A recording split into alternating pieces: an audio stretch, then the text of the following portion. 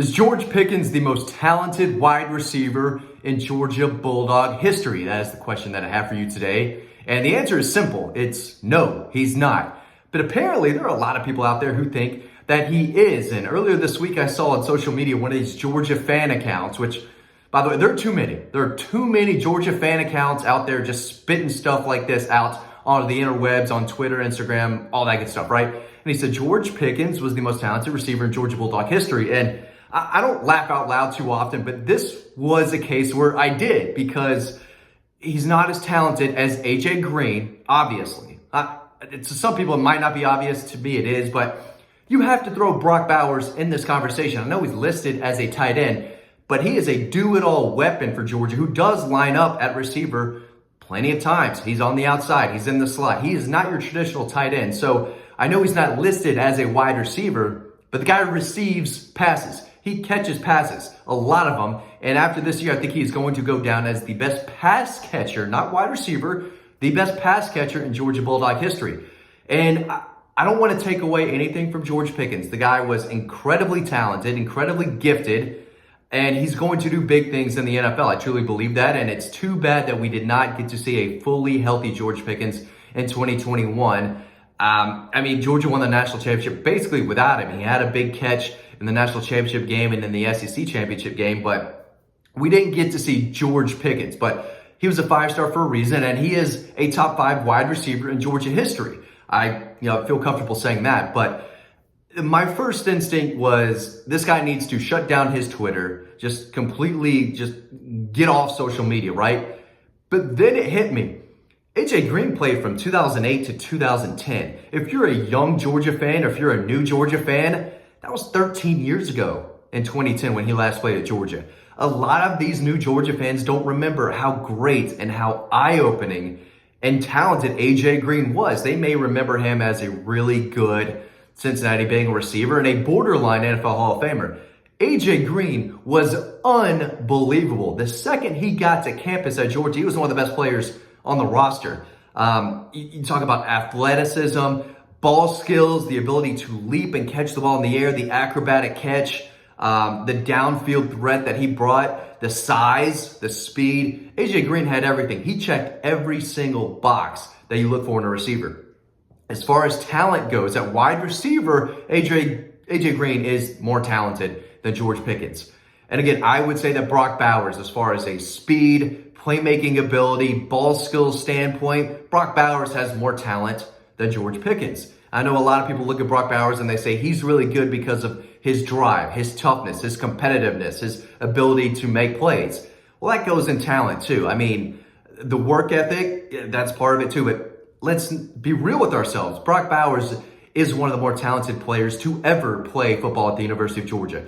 The guy really can do it all. He can help you in the screen game, the short passing game. He's also a downfield threat. He might be faster than AJ Green and George Pickens. Just pure speed, straight line speed. It wouldn't surprise me at all if Brock Bowers was faster than those guys. He's better after the catch than George Pickens and AJ Green. A lot of their best catches were an acrobatic catch and then they go right, to the ground. Brock Bowers is taking that football, whether it's leaping up in the air, catching it right above his shoe tops, along the sideline, he's catching it and he's running with it. After the catch, there's nobody better in college football, and there might not be a better wide receiver in Georgia history after the catch than Brock Bowers, who is, again, not your traditional tight end. So as far as talent goes, I want to go through some other names too. I don't want to forget Terrence Edwards, the great Terrence Edwards, who holds the records at Georgia as far as career receptions, receiving yards in a season. He's the only guy to go over 1,000 yards receiving in a season. If you talk about the great wide receivers in Georgia Bulldog history, Terrence Edwards has to be one of the first guys you mentioned. Again, he's the offensive coordinator at Milton High School right now, but extremely productive, talented. He was very, very good. Freddie Gibson, right? Fred Gibson was dominant in the early 2000s. You talk about another guy with size, speed, excellent hands. He made a lot of big catches for the Georgia Bulldogs in those early 2000s. Malcolm Mitchell in 2012. Hard to find a better wide receiver in Georgia Bulldog history than Malcolm Mitchell at his peak, which I think was 2012. He was phenomenal. He has to be up there as far as, best wide receivers in Georgia Bulldog history. Not Forget about Hines Ward. Hines Ward is not towards the top of, statistically, and, as far as, Georgia Bulldog history. He's 8th in Georgia history in receptions at 144. He's just under 2,000 yards receiving, which is 11th all time. But he did a little bit of everything. You could line Hines Ward up anywhere. It wasn't just a wide receiver where he lined up, but he's an NFL Hall of Famer to me. 1,000 catches, 2 Super Bowl wins, and a Super Bowl MVP. It's crazy, mind-boggling to me why Hines Ward is not in the NFL Hall of Fame. His physicality, run blocking, he was the best run blocking wide receiver in the NFL during his time. That should go into play when you talk about the Hall of Fame. Right now he's in the Hall of Very Good. He should be in the NFL Hall of Fame, but he was incredible at Georgia as well. Talk about talent. Hines Ward is right up there with George Pickens and those other 3 or 2 that I mentioned as far as talent goes. He was incredible. A few other guys that are towards the top of the list that you may have or may not have forgotten about. Tavares King, he's 4th in Georgia history in receiving yards in a career, 2,602. He also had 136 total catches. Muhammad Massaquoi, 6th in Georgia history in catches, 158. And I know that Georgia started passing it more and more as, they progressed as a program. And more recently, guys like Matthew Stafford, Aaron Murray, they threw it around a lot. Even in the 90s, Mike Bobo, Eric Zier, they threw it around a lot. So, yeah, a lot of the great running backs, were in Herschel's days in the 70s and, in the 80s. Of course, they've had a few now, Todd Gurley, Nick Chubb, Sony Michel, DeAndre Swift, so on and so on. But you're seeing some of the great wide receivers in Georgia history come out, in the last 20 years. And again, it seems crazy now, but a lot of Georgia fans are, if you're new, if you've just been a Georgia fan for the last 10 years, you don't remember Fred Gibson. You don't remember A.J. Green. You don't remember Hines Ward. You don't remember Reggie Brown, Muhammad Massaquoi, a lot of those guys, Terrence Edwards. I guess you remember Michael Bennett, who is, Terry Godwin, those type of guys. But, Reggie Brown and Fred Gibson was a dynamic duo in those early 2000s. Terrence Edwards in 2002 was very, very good. But at the end of the day, if we're talking about overall talent, and George Pickens is up there, but I don't think it's a hot take to say that Brock Bowers was more talented than George Pickens. I think A.J. Green was too. I think George Pickens is probably more talented than Terrence Edwards and Malcolm Mitchell, even though Malcolm Mitchell did win a Super Bowl. At Georgia, George Pickens did flash, and he was that big play ability, but you didn't see him taking screens, the distance after the catch like Brock Bowers is doing. He wasn't, get to him quickly and have you take off, down the field. What was his biggest play after the catch? Was there ever a play where George Pickens caught the ball and then took off 30, 35 yards down for a score? No.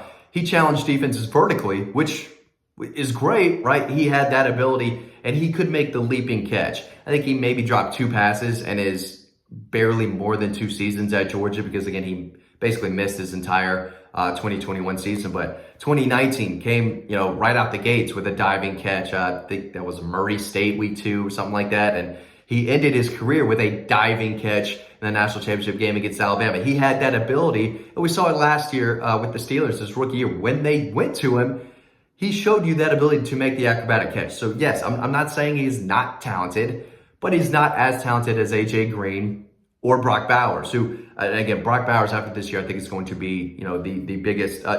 Check out Double Dogs, by the way. I'm sure there's a few leaping catches in that. Check out the magazine that we have right now, Double Dogs, Dogstruction. Brock Bowers is all over the place in those books, making play after play after play. He's incredible. Will go down as one of the greatest Georgia Bulldogs ever. But again, for you new Georgia fans, yeah, I guess George Pickens is your number one if you haven't been watching Georgia football very long. But in reality, A.J. Green is the most talented wide receiver to ever play at Georgia.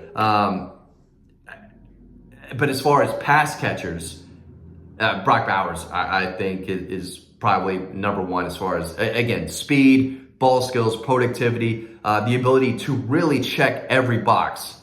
He does it all for Georgia. he's my number one, then AJ Green. Then I think you can make the case for George Pickens. Again, as far as talent, not production and all that stuff, because George Pickens is, farther down the list because he really only played 2 full seasons. But talent-wise, George Pickens is not the number one most talented receiver in Georgia Bulldog history.